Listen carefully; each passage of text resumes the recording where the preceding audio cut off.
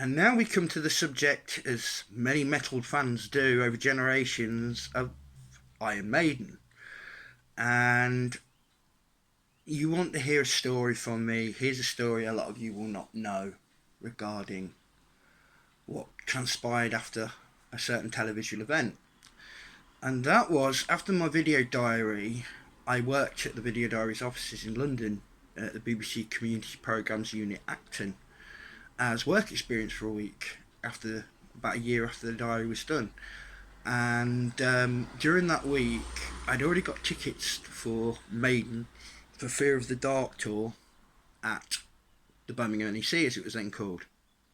And I thought I'd be a bit cheeky, and while I was there at Community Programmes Unit with copies of my diary and stuff, I pounched off a copy of the diary to Sanctuary Music and said to them, look, I'm a really big fan of the band, everything else, blah, blah, blah, blah. This is a programme I did. I don't know if any of the band have seen or any of the band's organisation have seen about it, and it features your music, because I had two Maiden tracks on there, which were Wasted Years and Running Free, of course.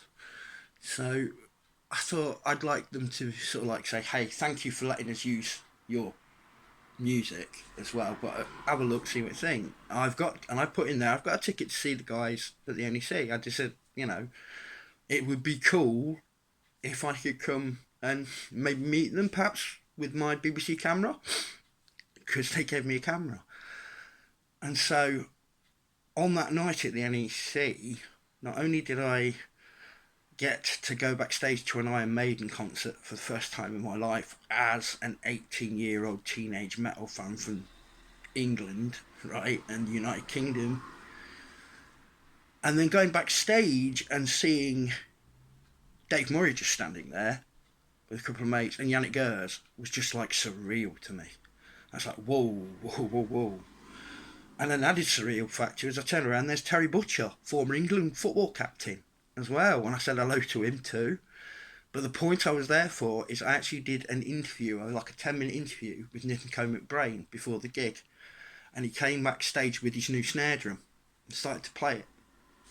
And I kind of interviewed him, and he walked up to me and he played on the snare, and he got a Russian film camera unit on the other side of him. So there was us, BBC Community Programmes, and the Russian unit, both filming these, whacking these great snare fills out, testing his snare for the night. And he comes up to me and he goes, all right boy, like this, that and the other, and he pinches me on the neck, you having a good time, like this. And he was just awesome. He was exactly the Nico I'd seen and known from watching all the Maiden videos I'd seen and listening to all the different things. He was that guy. He was so cool.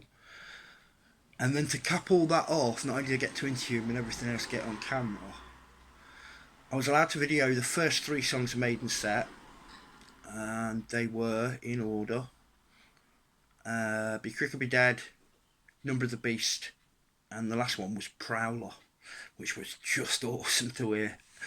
That done by Dickinson, and he really gave it welly on that. And I got those 3 on, but then I was told to come backstage for us later on in the gig. And as any of you Maiden fans know, one of their big anthems they used to play about the middle of the set, or just after the middle of the set, was from the album Somewhere in Time. Whoa, whoa, yeah, Heaven Can Wait. So I'm standing there at the side of the stage at the NEC, right? Camera like this. I'm like looking like that. And I look up and there's Bruce Dickinson standing right above me. There. Going, you alright? You ready? You alright? Look? Go. And we all charged out on stage, because we all know that crowd chanty bit. They've had that on-stage choir to do the chanty bit for quite a while. I think they started actually doing it on the... they did it on the... I think they did it actually on the very, very tour, Somewhere in Time tour. Somewhere on tour, I'm sure they did. And they kept that in the set for a long time as a big crowd involvement piece. And there I am. Here's Steve Harris chanting into the mic on this side of him, in front of 17,000 people, live on stage with Iron Maiden at full volume. That kind of thing, as a metal fan, leaves a scar for life. you've actually seen it, and you've actually stood next to them and heard them, what it sounds like for them on the stage, and to look out people as far as the eye can see. Yeah, I got to do it with Iron Maiden. True story. That's absolutely true. And I've still got the videotape somewhere to back it up, actually. All I filmed. But they probably need transferring. If I could find them, they're on these little cassettes about yay big. So I'd need to transfer it to something else now. Digital format, obviously, to put it on here or something. But anyway, I thought I'd share that story of Iron Maiden. And a final thing, not to put too much of a damper on it, I didn't think much of the last album. I thought it was a bit predictable. It was a kind of no prayer moment for me. And I loved, obviously, Book of Souls, which I thought was a fantastic album. But I thought the new album was a kind of step down, you know, Jinjitsu. But I did, or Origami, whatever it's called, Senjutsu, that's the one.